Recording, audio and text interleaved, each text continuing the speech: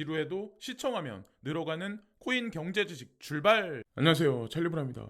오늘도 다양한 뉴스들을 전해드리면서 여러분들이 시장 방향성을 예측하실 수 있게, 스스로 판단하실 수 있게 뭐 그런 거를 이제 자료를 제공해 드리려고 하는데, 일단 요즘 들어서 이런 사건이 터지면 뭐 믿었는데 막 이렇게 말씀하시는 분들도 있어요. 근데 이제 제가 누차 말씀드리지만, 누군가가 이득이 났다고 해서 저한테 득되는 건 없어요. 이 유튜브 시청자 중에 누가 손해를 봤다고 해서 저한테 손해될 건 없어요. 그냥 이렇게 그냥 TV 보듯이 여러분들이 그냥 아침에 일어나서 쓱 TV 뉴스를 보면서 거기서 다 각자 견해가 다르고 다 판단이 다를 수밖에 없는 거잖아요. 그 판단들이 쌓이고 쌓여서 그 사람의 인생도 마지막에 결정되는 거고, 어쨌든 그렇습니다. 가상자산 시장도 지난 뭐 2016년부터 지금까지 숱한 난관이 있었어요. 2019년 3월 달이 최악이었고, 그땐 진짜 코인 시장 망한 줄 알고 있었어요. 저도. 예. 그때도 마찬가지로 저는 집념을 불태웠다기보다 그래도 이게 금은보다는 나을 것 같은데 라는 생각을 마지막까지 생각을 했었어요. 예. 그래, 뭐 지금까지도 그 생각은 변함은 없고, 달러 헤게모니는 궁극엔 어떻게 될 거라는 거에 관해서도 저는 확신합니다. 예. 그렇기 때문에 저 이제 가상자산에 투자를 하는 거고. 자, 이거는 그냥 지나가는, 돌뿌리에 걸려서 잠시 넘어졌다? 라고 이제 저는 스스로 생각을 하거든요. 그리고 판단은 이제 각자 이제 하시면 되고, 그리고 구독과 좋아요를 오늘도 이제 부탁을 드리겠습니다. 시장 장세가 안 좋기 때문에 뭐 이런 거 말씀드리기도 좀 뭐하지만 어쨌건 유튜버이기 때문에 해야 돼요. 자, 그리고 이런 얘기가 요즘에 이제 돌아요. FTX 파산이 생기니까 대출, 랜딩 서비스를 주로 하고 있는 디지털 커런시 그룹의 자회사 중에 하나인 제네시스 트레이딩이라는 회사가 있는데, 이 회사에도 많은 고객들이 인출을 요구를 지금 하고 있다. 그래서 여기도 잠시 인출을 중단했다. 아마 어저께 밤에 이런 뉴스까지 아마 보셨을 거예요. 그래서 이 얘기를 제가 이제 말씀드린 이유는 지금 극도의 혼란하고 불안한 상황이기 때문에 말씀을 드리는 거예요. 저는 뭐 여기하고 관련돼 있지도 않고 뭐 그렇습니다. 그렇지만 어쨌건 믿습니다. 저는 예전서부터 이제 지속적으로. 그래서 제네시스 트레이딩이 이제 막 위기에 봉착하니까 바이낸스가 여기에다 제안을 하죠. 예, 우리가 뭐 어떻게 해준다. 그랬더니 이제 DCG에서 걸고 그럴 필요 없어 라고 까지는 지금 뉴스가 나와 있는 현재의 상황이에요. 자, 그래서 요즘에 바이낸스가 참 여기저기 참 앞에 나와가지고 이런저런 언급들을 참 많이 하고 있는 것 같아요.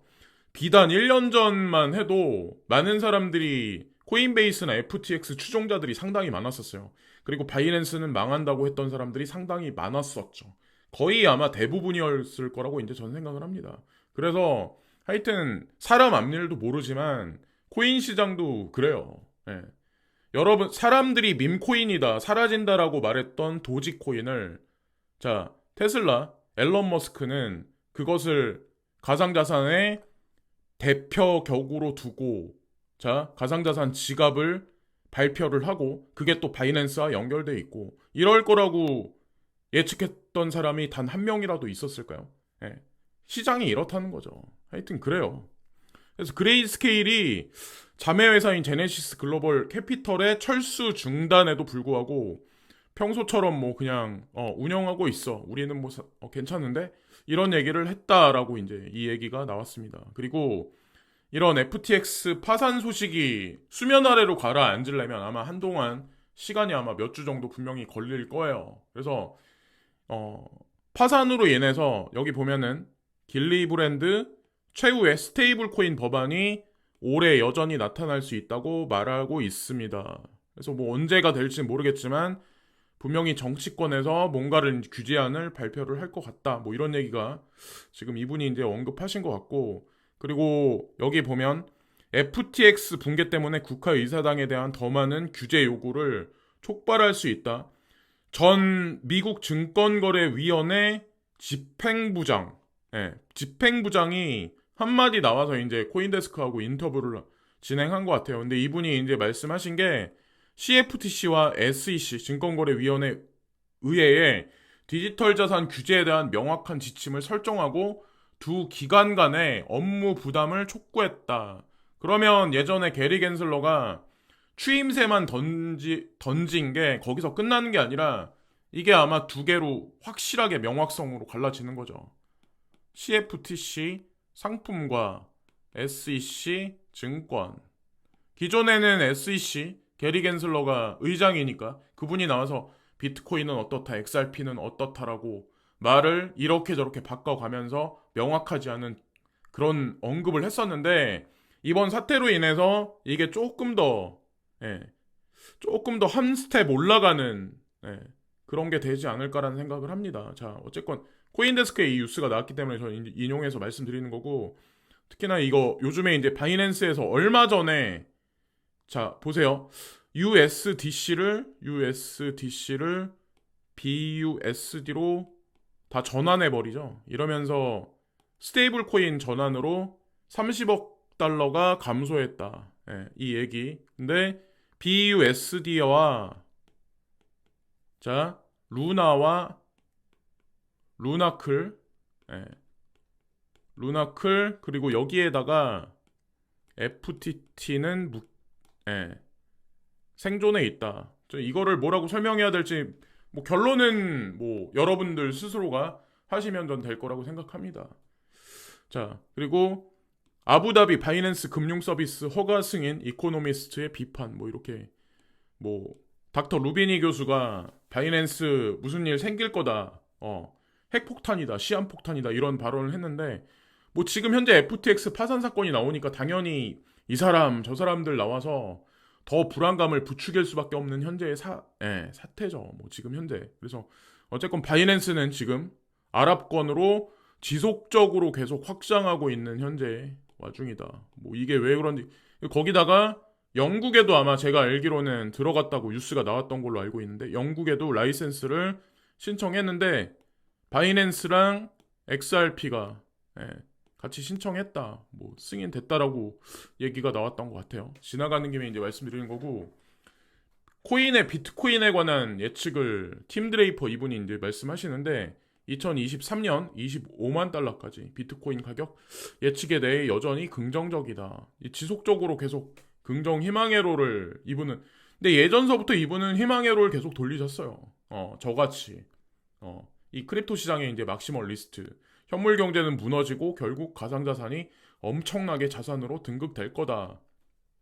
꺽지를 난쳐. 이분도 마찬가지로 본인의 어떤 그런 거를. 근데 뭐 초기 투자자니까 뭐 대중들은 그럴 수 있어요. 초기 투자자니까 이분은 뭐 특히나 언제야? 예전에 이제 뭐 미국에서 무슨 법원에서 무슨 사건이 펼쳐져가지고 그때 진짜 많은 그 30만 개 넘는 그런 비트코인이 압수가 됐는데 그거를 경매에 붙였을 때 그걸 이분이 다 싹 쓸어갔거든요. 헐값에 지금 가격에 따지면 헐값이죠. 그래서 뭐 이런 말을 이분 입장에서는 할 수밖에 없는 건 사실일 수도 있지만 어쨌건 뭐 인플루언서로서 한마디 이제 말씀하신 것 같아요. 근데 내년 연말도 아니고 내년 초까지 25만 달러 갈 수 있을까? 라는 생각을 이제 저도 하고 있는데 자 이것도 그냥 지나가는 김에 그냥 보시면 되고 그리고 이분은 XRP 고위 직원이거든요. 제가 아까 어떤 직책에 있는지 찾아봤는데 제가 지금 기억이 안 나서 ODL이라고 아마 아실 거예요. 오늘날 XRP를 브릿지 통화로 사용하는 ODL은 자 FX 그러니까 외환 시장에서 90%를 나타내는 거의 40개의 지급 시장에 접근할 수가 있다. 그래서 2년 전 그 통계가 단지 4개에 불과했었다. 그때를 기억한다. 근데 리플 암호를 사용하여 실제로 이 문제를 해결하고 있다. 그래서 2년 전에 4개였는데 지금 40개로 늘었다. 그러면 이게 몇 배가 성장한 거예요? 10배가 올라간 건데.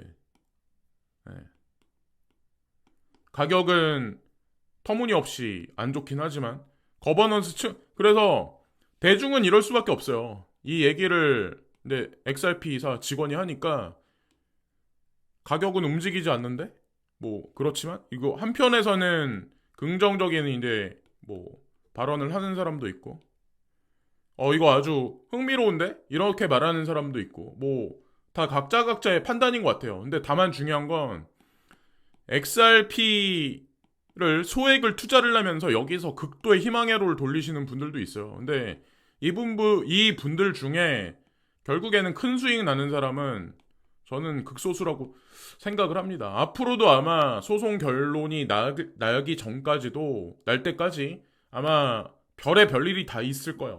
아마도. 음, 별의 별일이. 거기다가 가격이 사람들이 원하는 것만큼 치솟을 때까지도 아마 엄청난 오래 시간이 걸릴 거고, 자, 최종 끝판왕이라고 이제 저는 생각을 하기 때문에 저는 아주 오랫동안 이제 가지고 있을 생각입니다. 자, 그리고 바이낸스가 이제 뭐 그 증거금에 관해서 뭐 공개를 하고 자산에 관해서 요즘에 공개를 또 하는 게 트렌드예요. 그래서 한국에 있는 거래소들도 하나 둘씩 지금 증거금에 관해서 뭐 자산에 관해서 이제 공개를 하는 거래소들이 나타나기 시작을 하는데 확신해 달라 뭐 이런 의미로 그러겠죠. 근데 여기 나와 있는 바이낸스나 빗비넥스, 뭐 OKX, 후오비, 쿠코인, 크립토닷컴 그리고 바이빗, 더빗 그리고 코빗 자산을 공개를 했어요. 그래서 여기 뭐 얼만큼 가지고 있다. 근데 거의 뭐 바이낸스가 압도적이에요. 다른 타 거래소들보다.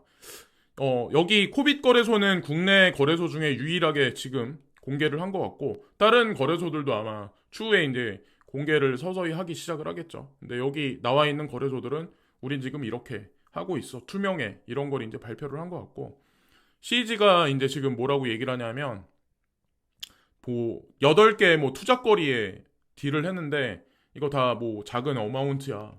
그러나 이거 다 모두 좋은 프로젝트라고 생각을 한다. 뭐 이런 얘기를 발표를 했어요. 근데 제가 예전에도 말씀드렸지만 이런 혼란한 상황에 누군가들은 지금 뒷구녕에서 매집을 하고 누군가들은 딜을 내서 자 쓸어 담고 있는 거예요. 이거는 사실 이 사람은 비즈니스맨이기 때문에 이거를 굳이 공개할 필요 없는데 나중에 이거를 밝히겠죠.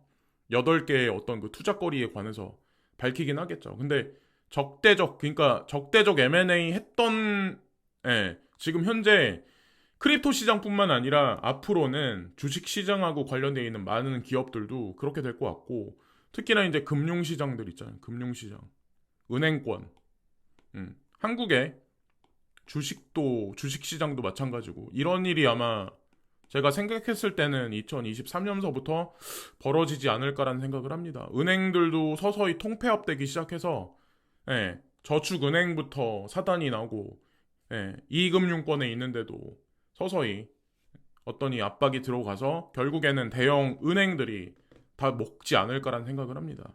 그 중심에는 저는 카뱅이 서 있다고 생각을 해요. 한국에서는 토스와 카뱅이 향후에 어떤 일을 벌일지 한번 예의주시해서 보시면 될 것 같고 그리고 도건이 갑자기 느닷없이 나타나서 사람들이 요거를 뭐 발표해달라 그러니까 루나 파운데이션에 관해서 발표를 해줘 회계 감사를 진행해줘 그래서 감사해달라고 요청했기 때문에 나는 발표를 해 이래서 도건이 트위터를 몇 개를 계속 날렸어요. 근데 제가 누차 말씀드리지만 이 사람은 지금 이렇게 할 수 있는 입장이 아니에요.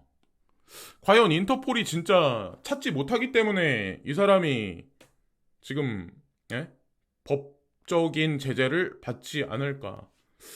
과연 정체가 뭘까? 오늘도 쓱 지나가면서 그러면서 자기 할 얘기 지금 다 하고 있죠. 자, 그냥 일반 개인이 아니라고 이제 저는 생각을 합니다. 그리고 여기서부터 이제 흐름에 관해서 이제 말씀드리려고 하는데 아시아산 반도체 의존 줄이고 미국 내 조달 계획 뭐 이런 얘기가 나왔어요. 자, 이 얘기가 뜻하는 바는 과연 무엇일까? 아시아산 반도체? 이 과연 어디 회사를 얘기할 것 같아요? 아시아산? 아시아에서 반도체를 생산하는 데가 삼성이 있고 SK가 있고 자 그리고 TSMC가 있고 대표적인 회사가 아시아산 근데 TSMC는 공장이 미국으로 들어갔어요. 근데 2024년서부터 가동을 한다. 과연 어떤 얘기, 어디랑 관련이 있을까? 만약에 이렇게 되면 달러의 수출을 줄이겠다는 얘기인데, 미국에서는. 네. 내수 위주로 돌리겠다는 얘긴데, 자, 그게 가상자산 시장하고 과연 무슨 관련이 있을까?